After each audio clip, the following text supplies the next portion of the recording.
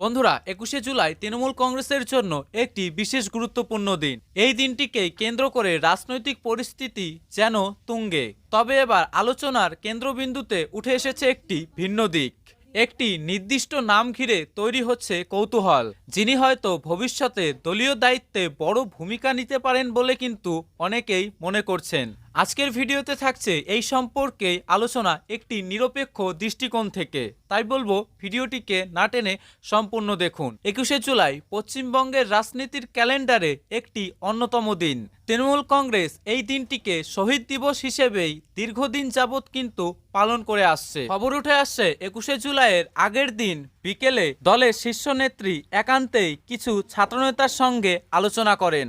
সেখানে তিনি দুই তরুণ নেত্রীকে সামনে এনে নতুন বার্তা দেওয়ার আগ্রহ প্রকাশ করেন বলে দলীয় সূত্রে জানা যাচ্ছে। এই আলোচনা থেকেই রাজনৈতিক মহলে অনুমান করা হচ্ছে তৃণমূল ভবিষ্যৎ প্রজন্ম গড়ে তুলতে চাইছে নতুন প্রজন্মের ওপর ভর করে। যদিও এই বিষয়ে আনুষ্ঠানিকভাবে কোনো কিছুই ঘোষণা করা হয়নি। ২১শে জুলাই পশ্চিমবঙ্গ রাজনীতির ক্যালেন্ডারে একটি অন্যতম তারিখ, এটা কিন্তু আমি আপনি বলতেই পারি। কারণ কি, তৃণমূল কংগ্রেস এই দিনটিকে দীর্ঘদিন যাবৎ শহীদ দিবস হিসেবেই কিন্তু পালন করে আসছে। এই উপলক্ষেই প্রতি বছর এই দিনটিতে বিশাল জমায়েত, জনসভা এবং বক্তব্যের মধ্য দিয়েই কিন্তু দল তাদের ভবিষ্যৎ রাজনৈতিক রোডম্যাপ উপস্থাপন করেন।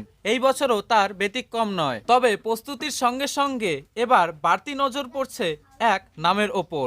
তবে নিশ্চিতভাবে বলা কিন্তু এখনো সময়ের অপেক্ষা। আশা করি আপনারা বুঝতেই পারছেন কোন নেত্রীকে দল সামনে আনতে চাইছে। তো যাই হোক, আর কিছুক্ষণ সময়ের অপেক্ষা, তারপর আগামীকালকেই আমরা ২১শে জুলাইয়ের মঞ্চে দেখতে পারবো এবং সেই সম্পর্কে আপনাদের লাইভ আপডেট জানানোরও চেষ্টা করব। তাই চ্যানেলটিকে সাবস্ক্রাইব করে নেবেন এবং ভালো থাকবেন। ধন্যবাদ।